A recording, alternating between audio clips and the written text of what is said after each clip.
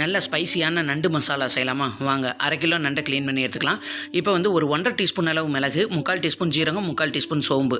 இப்போ நல்லா ட்ரையாக ரோஸ்ட் பண்ணி அதை எடுத்து தனியாக பவுட்ரு பண்ணி வச்சுக்கலாம். ஒரு 10 பல்லு பூண்டும் 15 சின்ன வெங்காயம் இந்த மாதிரி தட்டி எடுத்து வச்சுக்கலாம். இப்போ ஒரு மண் சட்டியில் ஆயில் எடுத்துட்டு 1/2 டீஸ்பூன் சோம்பு சேர்த்துட்டு ஒரு பெரிய வெங்காயமும் தட்டி எடுத்து வச்சுக்க சின்ன வெங்காயம், பூண்டு, கொஞ்சமாக கருவேப்பிலை சேர்த்து நல்லா வதக்கி விட்டுறலாம். இப்போ ஒரு பெரிய தக்காளியும் தேவையான அளவுக்கு உப்பு சேர்த்து தக்காளி சாஃப்ட்டாக வேகிற வரை வெயிட் பண்ணலாம். வெந்ததுக்கப்புறமா 1/4 டீஸ்பூன் அளவுக்கு மஞ்சள் தூளும் 1 1/2 டீஸ்பூன் அளவு மல்லித்தூளும் 1 1/2 டீஸ்பூன் அளவுக்கு மிளகாத்தூளும் சேர்த்துட்டு ஒரு நிமிஷம் மசாலாவை இதிலே வதக்கி விட்டு எண்ணெய் பிரிஞ்சு வந்ததுக்கப்புறமா கழுவி எடுத்து வச்சுருக்க நண்டை இதோட ஆட் பண்ணிவிட்டு 5 நிமிஷம் மசாலாலே வதங்கட்டும். அதுக்கப்புறமா 1 கப் அளவுக்கு நம்ம தண்ணி சேர்த்துட்டு நல்லா வெந்து தண்ணி வற்றி இந்த மாதிரி மசாலாவோடு பரண்டு வரும்போது நம்ம எடுத்து வச்சுருக்கோம் இல்லையா வறுத்து அரைச்சி அந்த பொடி, கொஞ்சமாக கருவேப்பிலை, 2 டேபிள் ஸ்பூன் அளவு தேங்காய் எண்ணெய் சேர்த்து 5 நிமிஷம் சிம்மில் வச்சு இறக்குங்க.